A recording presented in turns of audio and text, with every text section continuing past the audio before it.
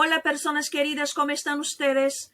Pues hoy estoy aquí para hablar de un tema muy serio, sí, muy importante, que tiene que ver con este mes que llamamos de septiembre amarillo. Es un mes importante para que podamos desarrollar acciones y campañas de prevención al suicidio.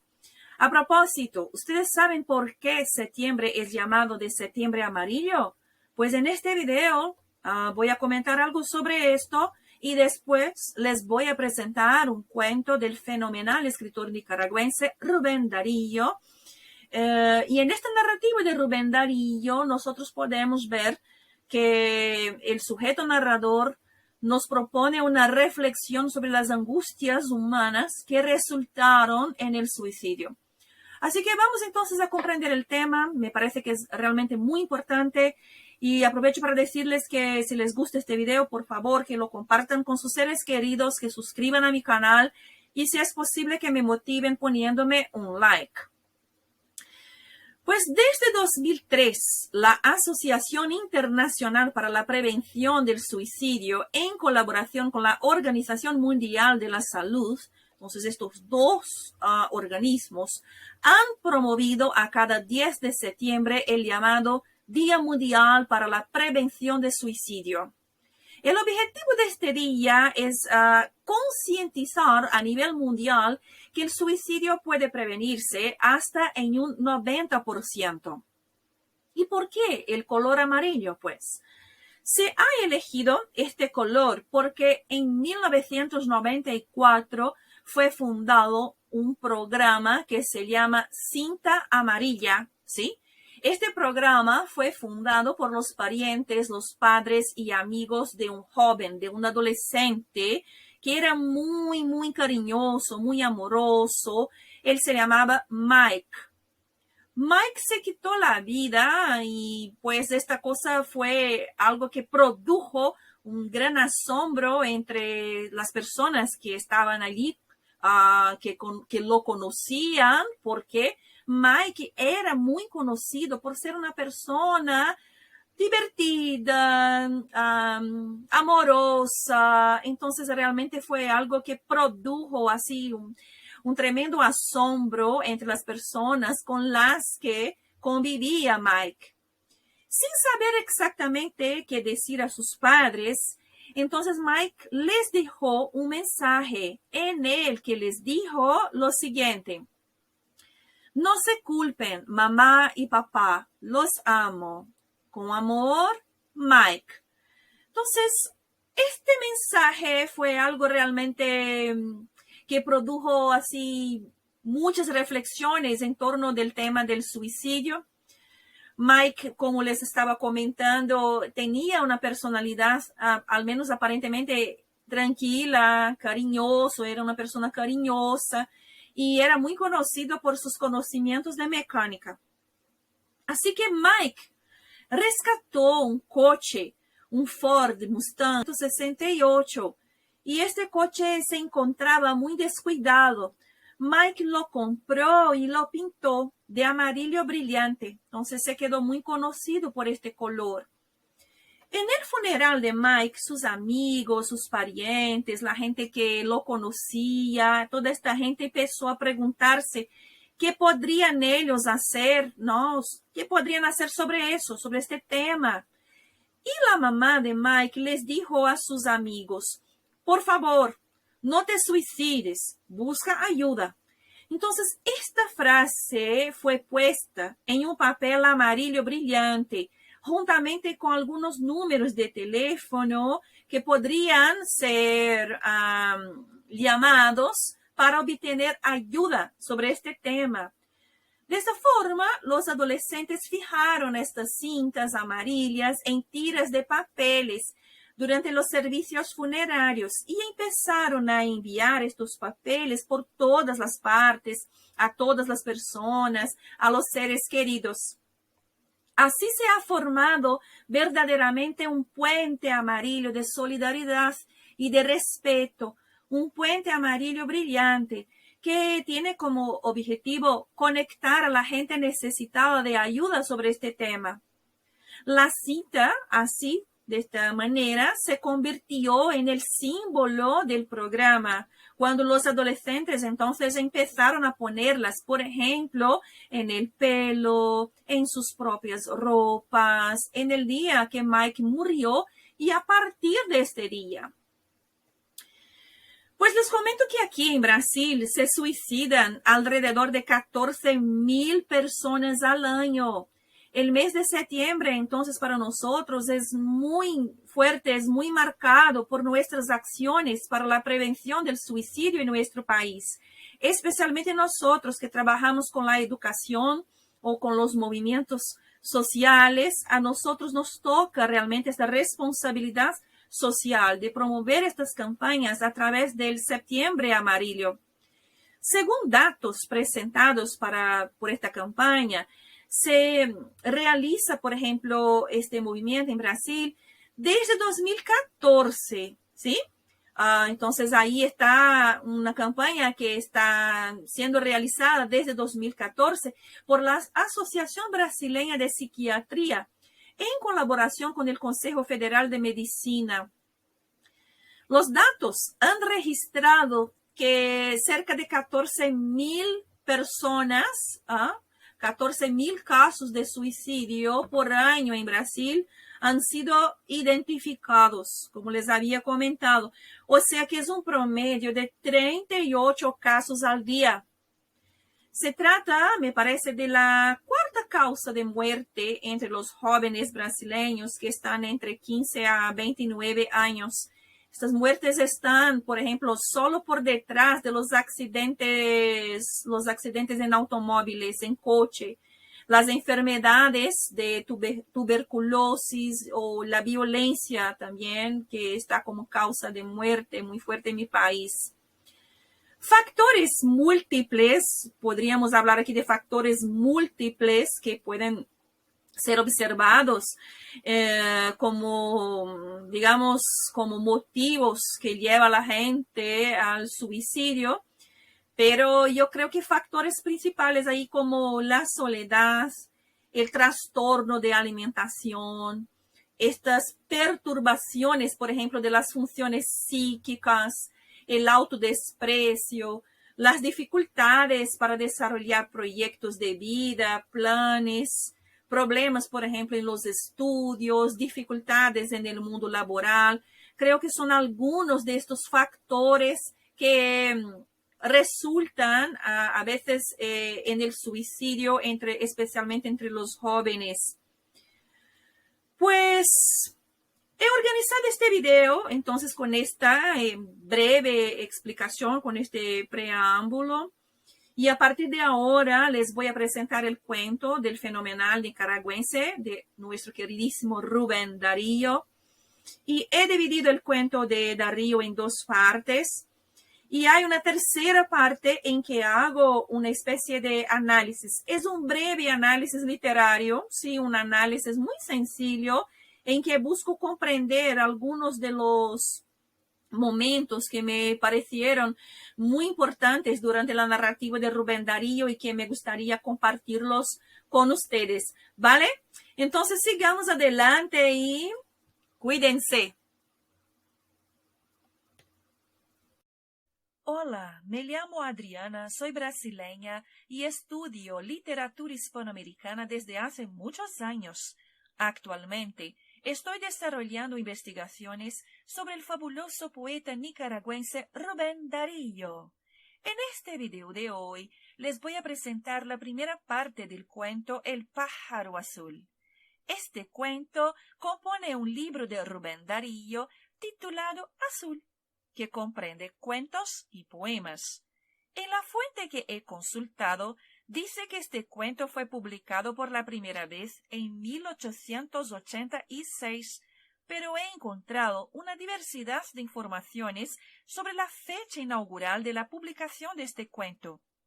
Me parece que en 1886, con 19 años, Rubén Darío se trasladó a Chile, donde permaneció 3 años trabajando en la aduana de Valparaíso y como periodista en diferentes medios. Azul fue escrito por Rubén durante su estancia en este país. He leído el cuento El pájaro azul y estoy encantada con la narrativa de Rubén Darío, que evoca temas tales como identidad, libertad, soledad, tristeza, locura, entre otros. Delante de la complejidad de este cuento, he optado por grabarlo en 3 episodios que están organizados de la siguiente forma. La primera parte es la introducción, o sea, es la parte que les presento hoy. La segunda parte, el desarrollo y la conclusión. La tercera parte, pues, un breve análisis literario. Les comento que las partes 2 y 3 serán publicadas muy pronto, ¿vale? Entonces, como se trata de un texto elaborado y un poco más largo, he adoptado esta metodología para que tengamos tiempo de estudiar el cuento y trazar algunos comentarios en la tercera parte, o sea, una sugerencia de lectura. Aprovecho para decirles que todas las fotografías de las aves de esta presentación fueron hechas por mi querida amiga brasileña Luisa García, que gentilmente me ha cedido los derechos de uso de las imágenes en esta presentación. Las aves que aparecen en las diapositivas componen nuestra fauna brasileña y son llamadas por nosotros de gralha azul, gralha do campo y gralha picasa. Son 3 especies de un tipo de urraca y me parece que ellas simbolizan muy bien al personaje Garcín del cuento de Darío. Y sobre eso, bueno, les voy a comentar oportunamente en el tercer episodio de nuestro pájaro azul. Pues sigamos adelante con la lectura de la primera parte y si les gusta este video, les pido por favor que lo compartan con sus seres queridos, que suscriban a mi canal y que me motiven dándome un like si es posible. Muchas gracias. París es teatro divertido y terrible. Entre los concursantes al Café Plombier, buenos y decididos muchachos, pintores, escultores, escritores, poetas. Sí, todos buscando el viejo laurel verde. Ninguno más querido que aquel pobre Garcín, triste casi siempre, buen bebedor de ajenjo, soñador que nunca se emborrachaba y como bohemio intachable, bravo improvisador. En el cuartucho destartalado de nuestras alegres reuniones, guardaba el yeso de las paredes entre los esbozos y rasgos de futuros clays, versos, estrofas enteras escritas en la letra echada y gruesa de nuestro amado pájaro azul. El pájaro azul era el pobre Garcín. ¿No sabéis por qué se llamaba así? Nosotros le bautizamos con ese nombre. Ello no fue un simple capricho. Aquel excelente muchacho tenía el vino triste. Cuando le preguntábamos por qué, cuando todos reíamos como insensatos o como chicuelos, él arrugaba el ceño y miraba fijamente el cielo raso. Nos respondía sonriendo con cierta amargura: camaradas, habéis de saber que tengo un pájaro azul en el cerebro. Por consiguiente, sucedía también que gustaba de ir a las campiñas nuevas al entrar la primavera. El aire del bosque hacía bien a sus pulmones, según nos decía el poeta. De sus excursiones solía traer ramos de violetas y gruesos cuadernillos de madrigales, escritos al ruido de las hojas y bajo el ancho cielo sin nubes. Las violetas eran para Nini, su vecina, una muchacha fresca y rosada que tenía los ojos muy azules. Los versos eran para nosotros. Nosotros los leíamos y los aplaudíamos. Todos teníamos una alabanza para Garcín. Era un ingenio que debía brillar. El tiempo vendría. ¡Oh, el pájaro azul volaría muy alto! ¡Bravo! ¡Bien! Mozo, más ajenjo! Principios de Garcín. De las flores, las lindas campánulas. entre las piedras preciosas el zafiro, de las inmensidades el cielo y el amor, es decir, las pupilas de Nini. Y repetía el poeta, creo que siempre es preferible la neurosis a la imbecilidad. A veces Garcín estaba más triste que de costumbre. Andaba por los bulevares, veía pasar indiferente los lujosos carruajes, los elegantes, las hermosas mujeres. Frente al escaparate de un joyero sonreía, pero cuando pasaba cerca de un almacén de libros, se llegaba a las vidrieras, husmeaba y al ver las lujosas ediciones se declaraba decididamente envidioso. Arrugaba la frente para desahogarse, volvía el rostro hacia el cielo y suspiraba.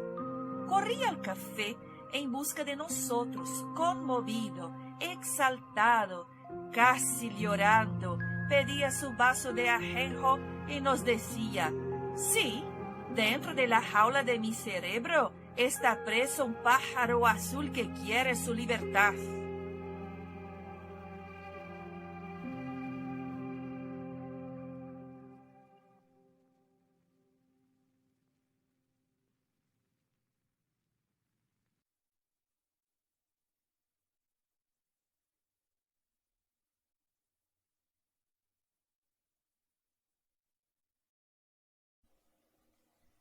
Hola, ¿cómo están ustedes? En este video de hoy les voy a presentar la segunda parte del cuento El pájaro azul del poeta nicaragüense Rubén Darío. Les recuerdo que he hecho esta división del texto en partes para facilitar el estudio del cuento y la organización de las grabaciones. Si todavía no han visto ustedes la primera parte, les recomiendo que la vean antes de llegar a este video, ¿vale? La primera parte está disponible aquí en mi canal. También me gustaría decirles con antelación que esta segunda parte es muy triste, pues la narrativa de este cuento transpone los abismos humanos para la expresión existencialista del lenguaje. Por fin, les recuerdo que todas las fotografías de las aves que están siendo empleadas en esta presentación son de autoría de mi querida amiga Luisa García, que generosamente me ha cedido los derechos de uso de las imágenes en este proyecto sobre el cuento El pájaro azul. Sigamos adelante y muchas gracias.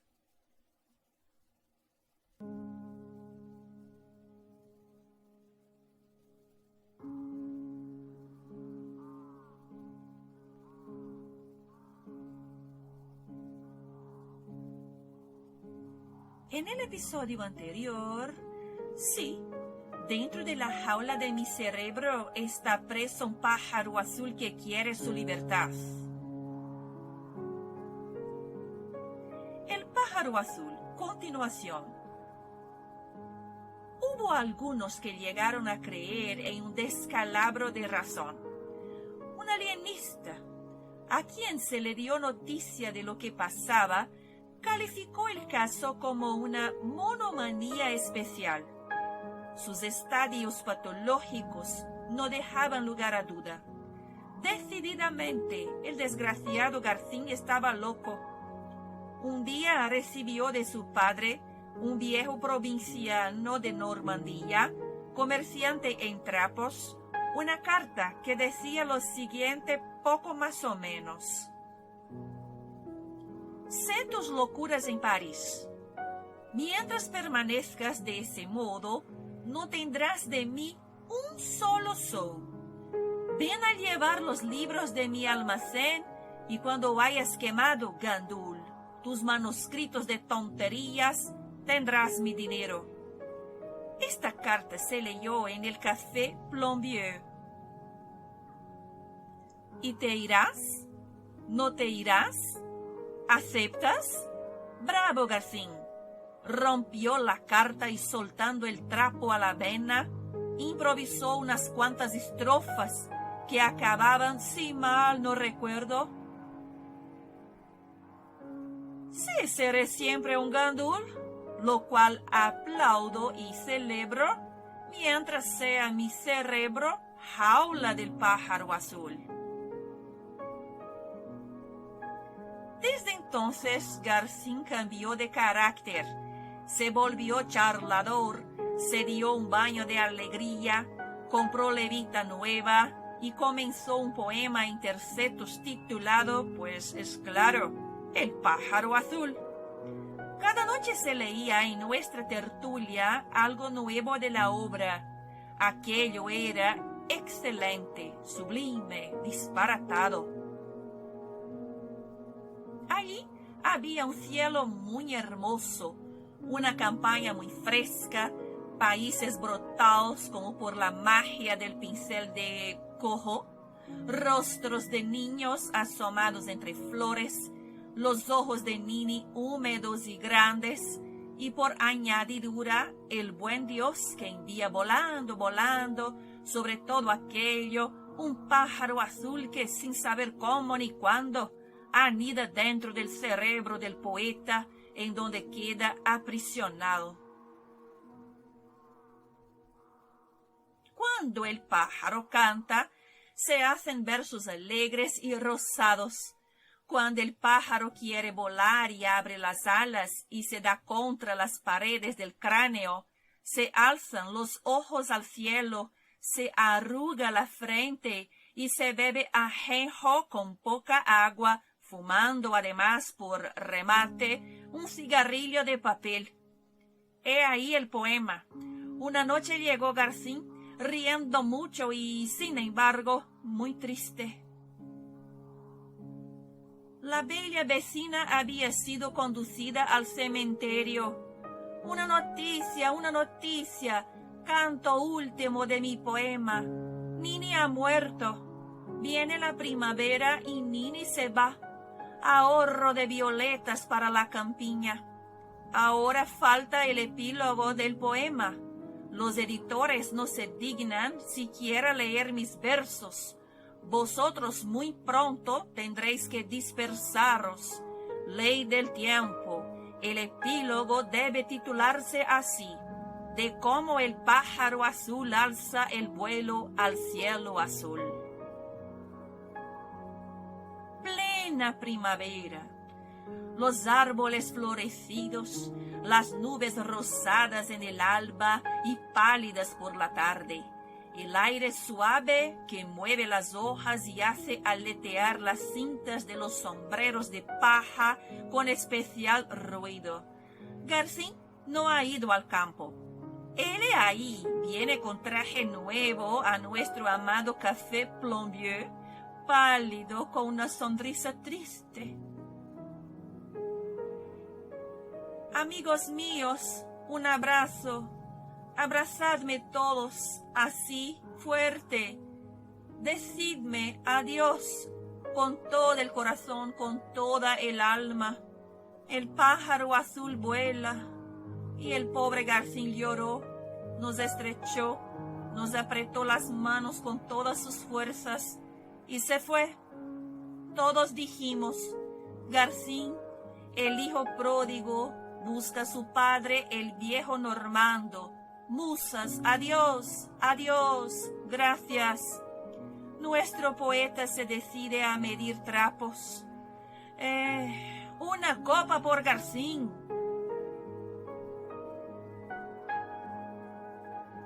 Pálidos, asustados, entristecidos al día siguiente, todos los parroquianos del Café Plombier, que metíamos tanta bulla en aquel cuartucho destartalado, nos hallábamos en la habitación de Garcín. Él estaba en su lecho, sobre las sábanas ensangrentadas, con el cráneo roto de un balazo. Sobre la almohada había fragmentos de masa cerebral. ¡Qué horrible! Cuando, repuestos de la primera impresión, pudimos llorar ante el cadáver de nuestro amigo, encontramos que tenía consigo el famoso poema. En la última página había escritas estas palabras: Hoy, en plena primavera, dejo abierta la puerta de la jaula al pobre pájaro azul. Ay, Garcín, ¿cuántos llevan en el cerebro tu misma enfermedad? Rubén Darío, 1867-1916.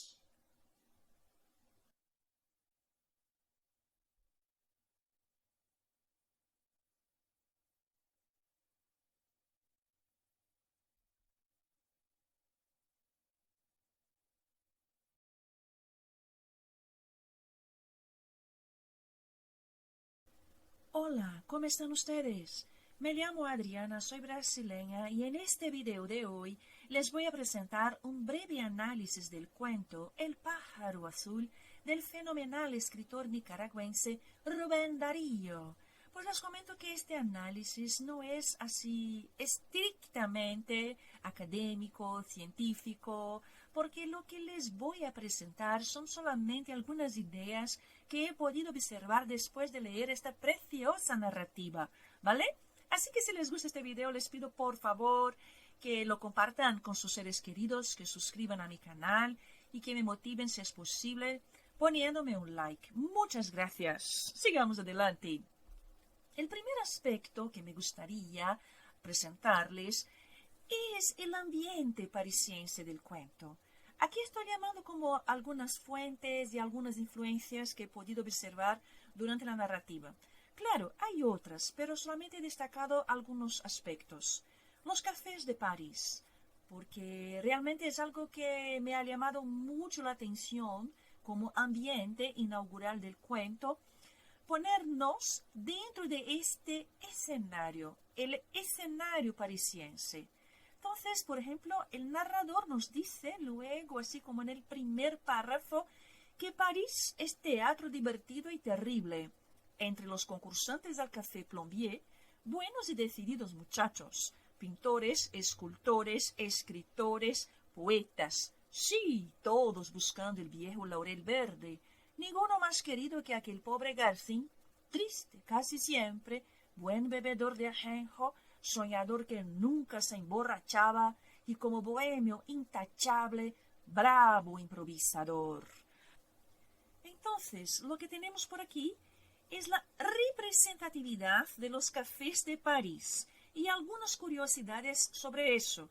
Los primeros cafés de París fueron inaugurados en mediados del siglo XVII. Esos cafés eran empleados como un espacio público que posibilitaba la crítica al rey y a la propia nobleza. Con el pasar de los siglos se veía en los cafés un intenso intercambio político, literario y cultural que solía ocurrir entre un público más diversificado compuesto por artistas, intelectuales y personas de distintos rasgos sociales. Allí, en el Café Plombier, estaban Garcín y sus amigos en el cuento de Darío, lo que sugiere una atmósfera de fuerte crítica política y social como un argumento central del cuento de Darío. Aquí es un argumento muy interesante realmente, porque nosotros tenemos así un conjunto de personas que se reúnen en este café y que hablan como si fuera una tertulia literaria, pero están allí también hablando de sus cuestiones, hablando de sus deseos, de sus anhelos, de sus observaciones sociales y políticas. Entonces es algo que me ha llamado mucho la atención. También hay en este aspecto de las influencias, me parece, hay ahí, digamos que una referencia a un pintor francés que es Jean-Baptiste Camille Corot.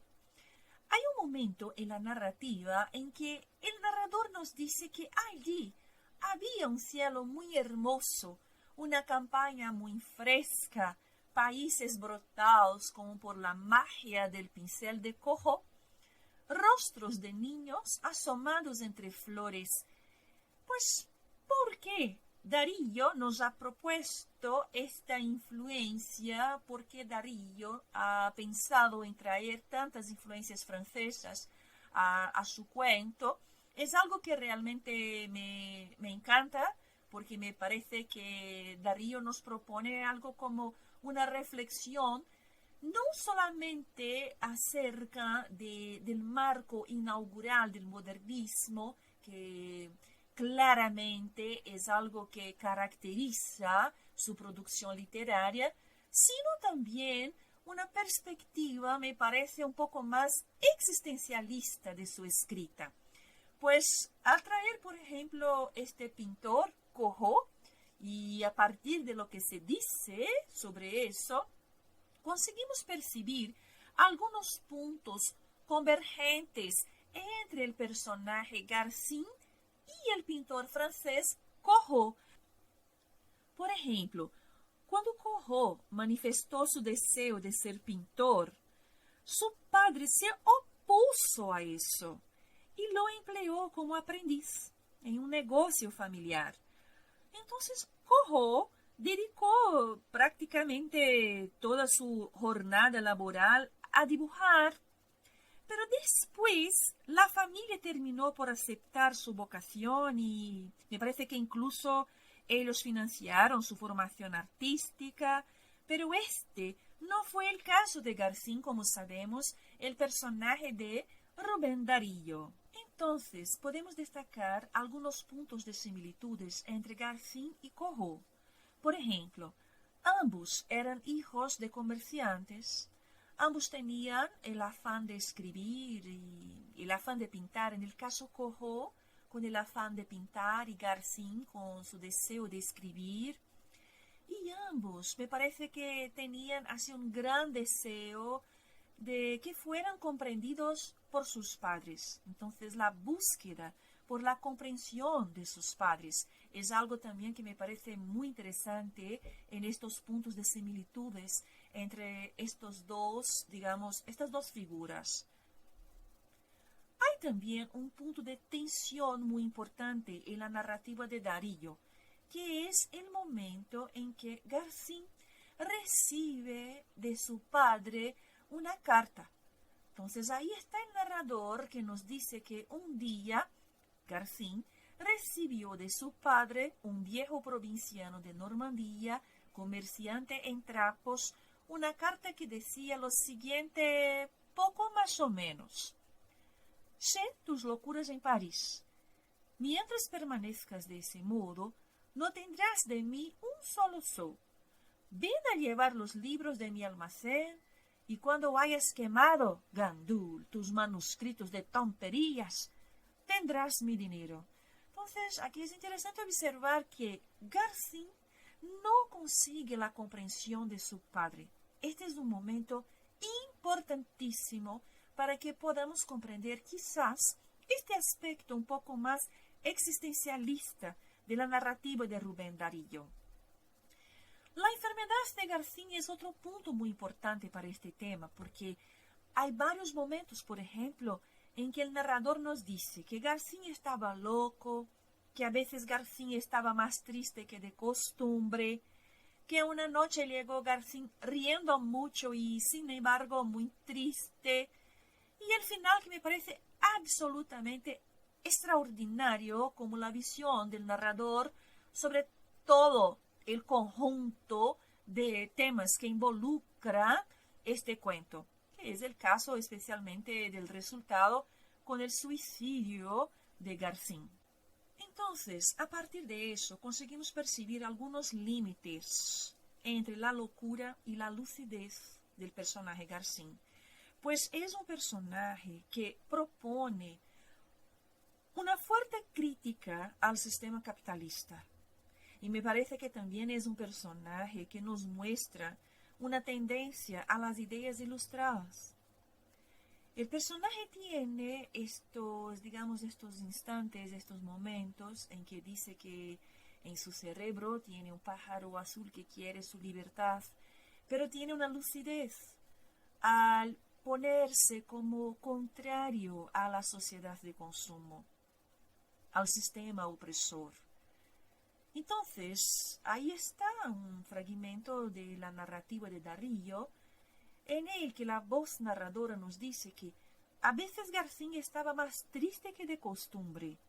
Andaba por los bulevares, veía pasar indiferente los lujosos carruajes, los elegantes, las hermosas mujeres.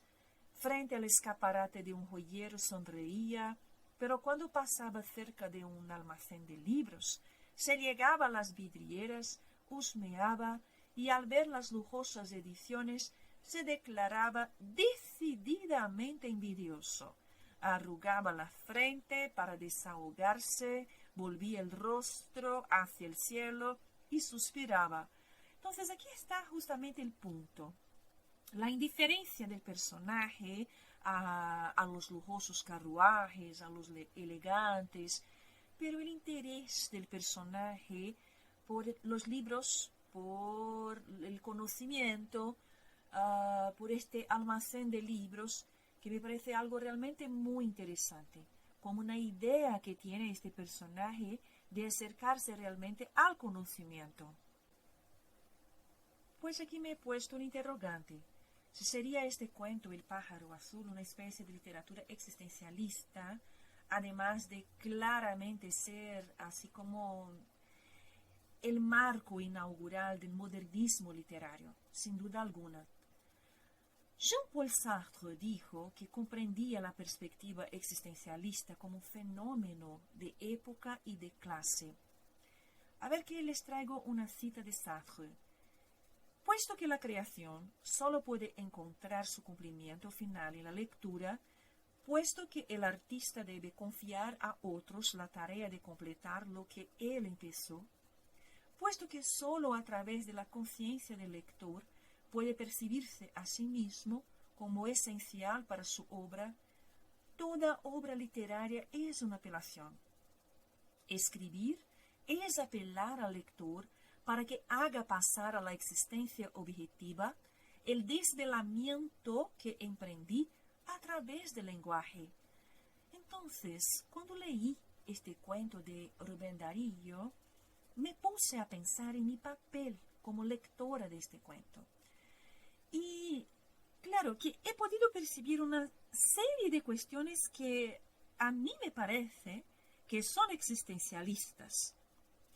Pues el existencialismo, aquí comprendido en esta narrativa, como por ejemplo algo que se ocuparía de problemas existenciales como la angustia, la incomprensión social y familiar, la tristeza, la melancolía, la soledad y la muerte, marcada en este cuento trágicamente por el suicidio.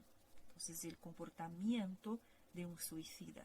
Este es algo muy fuerte en la narrativa.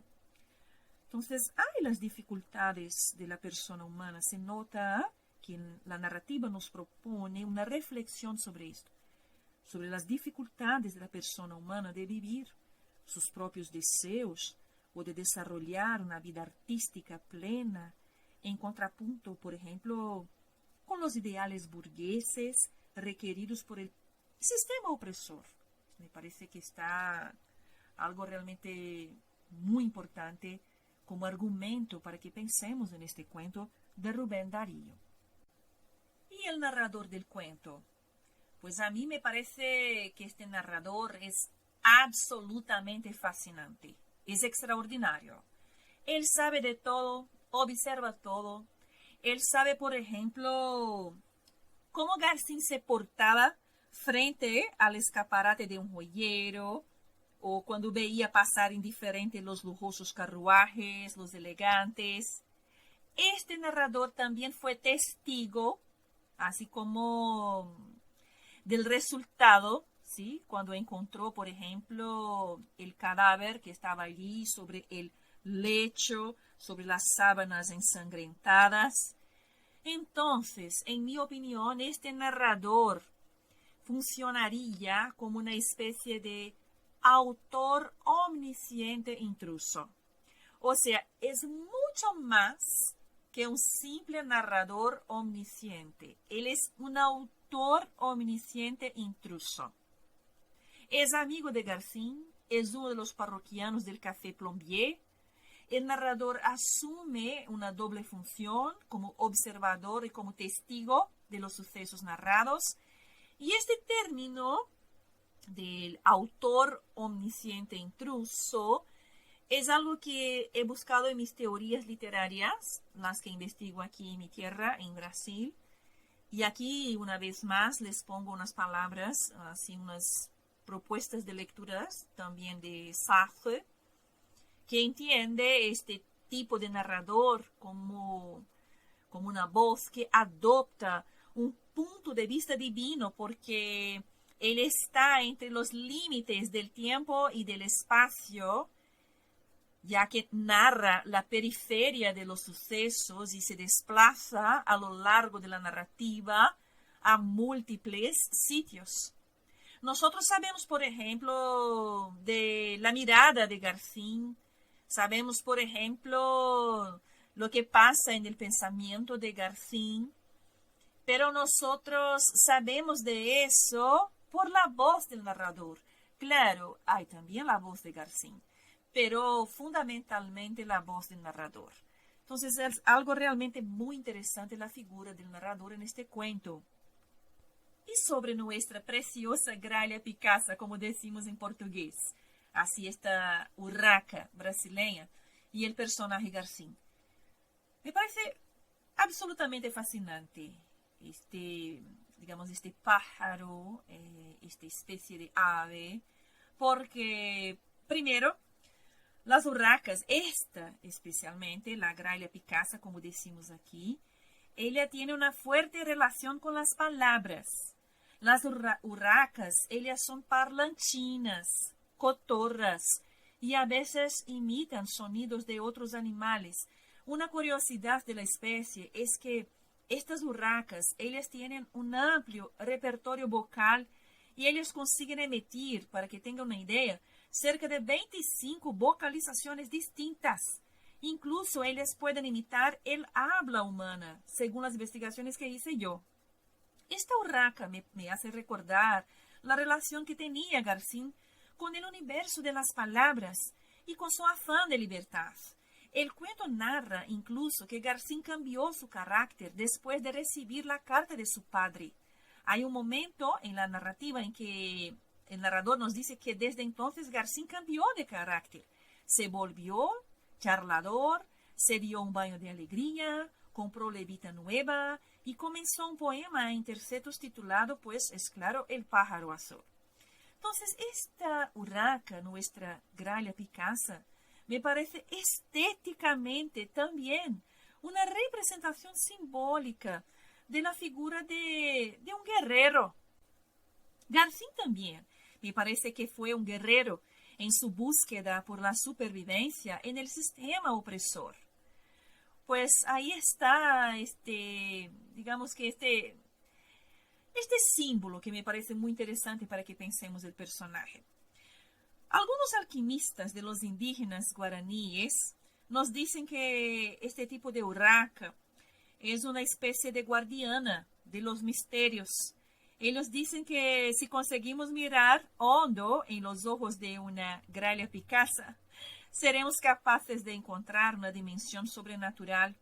Entonces, el personaje Garcín me parece que también simboliza un poco esta dimensión sobrenatural, pues hay algo de metafísico, de misterioso en su manera de ser y de contemplar el mundo, ¿verdad? Pues eso es todo, espero que les haya gustado. Aquí están mis principales referencias. Hay otras referencias también que he empleado en esta presentación. Muchas gracias y hasta el próximo video.